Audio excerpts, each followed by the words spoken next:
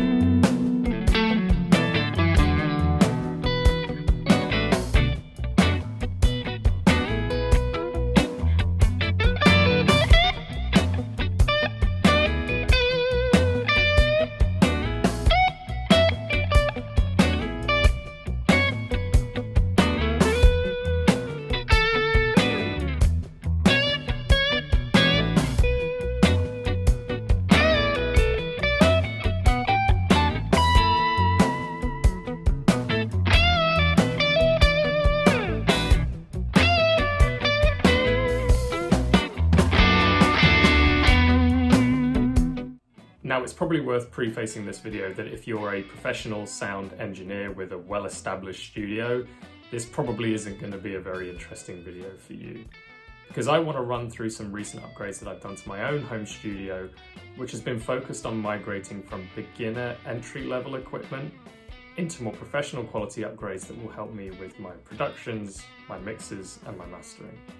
I'm producing and releasing more music, which requires me to have better equipment, yes, but enhance my skills and learn more about the whole process of sound engineering. So I'm going to run through what I believe to be essentials to get started with producing music, all the way through to those kind of first level upgrades that you might want to do after already experiencing and learning what there is to know about that entry level gear. So I'm going to start with a quick view of the studio from afar as it's set up now and just do a sweep of everything so you can see how it's currently set up. If you have a fear of untidy cabling, please do look away now. So I'll hone in on the desk and start with the KRK Rokit 7 monitors. Those are recent upgrades. I've also got a larger monitor screen on the upper tier, and then on the middle tier I've actually got the Macbook Pro. I like having my guitar amp easily accessible on the desk, so I can tweak it as I'm going along. That's also plugged into a Torpedo Captor X and an Apollo solo audio interface, which I'll come on to later. And on the lowest pull-out shelf, that's where I keep my MIDI keyboard, the Alesis V49. And underneath the desk is where I keep my pedal board. Now this is what I gig with as well, so I need to be able to pull that out relatively easily and pack it up and take it to a show. But that's where I usually keep my current pedal board. Then I've just got the guitar rack itself and a shelving unit where I keep other miscellaneous things that I need to be able to access. Now, the first thing I want to talk about is furniture, and this is something that I underappreciated for some time. For the past few years, I've been operating off a crappy, small kid's desk that was too low to the ground and just didn't have enough space for me to be able to access certain bits of gear that I needed to be able to access. It meant that the production process for me was more of a chore rather than something that I could be comfortable in and enjoy. So for me, having a huge desk isn't necessarily the answer, but having one that has enough space and is designed specifically for production in mind is key. So I got this one from gearformusic.com, and it's a relatively affordable but bespoke design studio desk. Also related to a desk is your chair. If you're getting back pain or if your posture's terrible and the production process is just arduous to you, your final mix is gonna suffer. Having a really comfortable chair and a proper desk can never be underestimated. Now, the next thing I want to talk about is your computer and your DAW, or your digital audio workstation. And without wishing to enter the very heated and opinionated debate of whether you should use Windows or Mac, or whether you should use Logic or Pro Tools, the important thing is just to use something that's comfortable to you and get to know it. I personally use a Mac and I use Logic. I've been using Logic for well over a decade now. And there are a number of different DAWs out there, whether it's Logic, Pro Tools, Ableton, Luna, and all in their own way they have unique features and pros and cons. As I said, the most important thing is to use one and to learn it, to know everything about it, or as much as you can as possible, to really understand the features, the shortcuts. I would say prioritize becoming very familiar with one, as opposed to thinking that you need 2 or 3 and knowing all of them.